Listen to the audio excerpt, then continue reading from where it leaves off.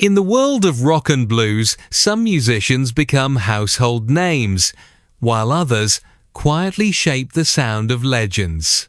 Today, we uncover the story of one of the most underrated guitarists in music history, Wayne Perkins. From playing with global icons to nearly joining one of the biggest rock bands in the world, this is the life, career, cause of death history, and legacy of a true musician's musician. Wayne Perkins was born in 1951 inches, Alabama, United States, a place deeply rooted in blues, country, and southern rock traditions. Growing up in the American South, Wayne was surrounded by music from an early age. Gospel, blues, and country sounds filled his environment, shaping his musical identity. He picked up the guitar as a young boy and quickly showed signs of extraordinary talent. Unlike many flashy players, Wayne developed a smooth, expressive style focused on emotion, tone, and storytelling. By his teenage years, he was already performing locally and gaining attention for his unique sound. Wayne's big break came in the early 1970s when he moved into professional music circles.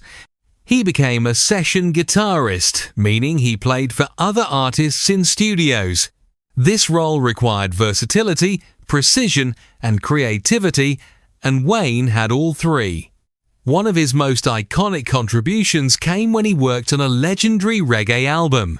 His guitar solo on the track Concrete Jungle became one of the most memorable parts of that record.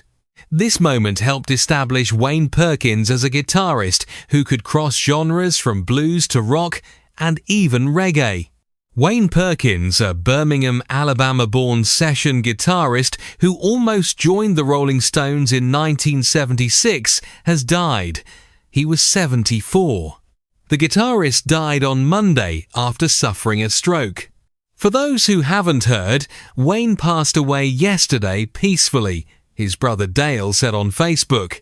Our sisters and family members were there with him. We appreciate all the kind thoughts and memories. He was one of a kind, and we loved him very much, and thank you all.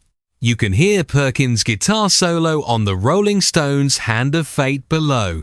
Perkins first gained the Stones' attention through his friend Eric Clapton, who recommended him as the band's new guitarist after Mick Taylor left before the recording of 1976's Black and Blue. Throughout the 1970s, Wayne Perkins collaborated with some of the biggest names in music. He worked with major artists, contributing guitar parts that elevated their songs to new heights. One of the most fascinating chapters of his career involved a famous British rock band. After the departure of their lead guitarist, Wayne was invited to audition. His performance impressed everyone, and for a moment, it seemed like he might become a permanent member. However, due to various circumstances including management decisions and musical direction, the role ultimately went to someone else. Still, Wayne's playing was featured on sessions, proving just how close he came to global superstardom. Wayne Perkins is known for a very distinctive guitar style. Instead of playing fast or flashy solos, he focused on emotion, melody, feel. His playing often sounds like a voice telling a story without words. He blended blues, rock, country, southern soul. This combination made him highly respected among musicians. Many artists admired his ability to play for the song rather than for attention. In addition to session work, Wayne also pursued a solo career. He released albums that showcased not only his guitar skills, but also his voice and songwriting. His music often reflected personal experiences, emotions, and southern roots. While he never became a mainstream superstar, his solo work gained a loyal following. Fans appreciated his authenticity and depth. Wayne Perkins lived a relatively modest lifestyle compared to many famous rock stars.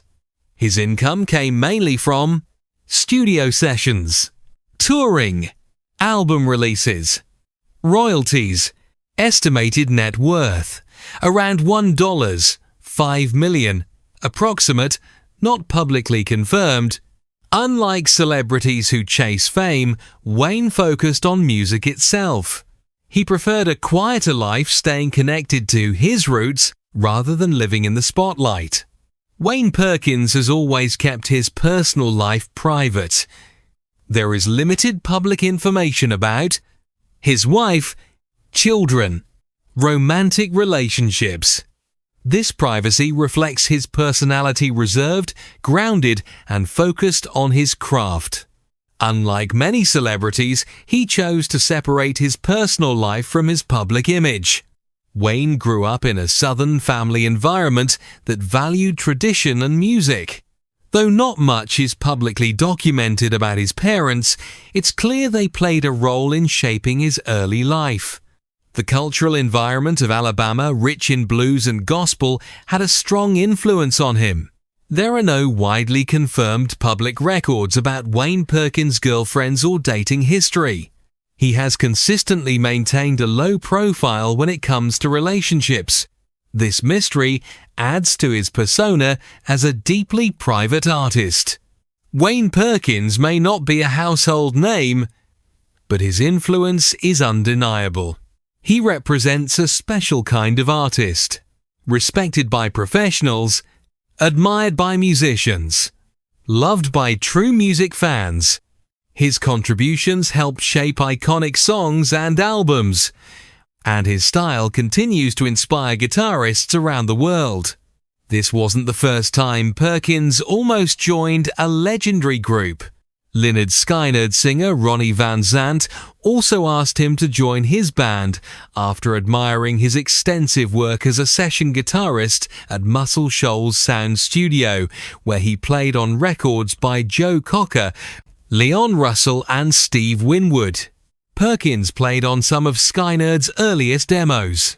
But Perkins turned down that offer too, telling Al.com in 2017, "They didn't need me and I had a lot of other stuff coming my way."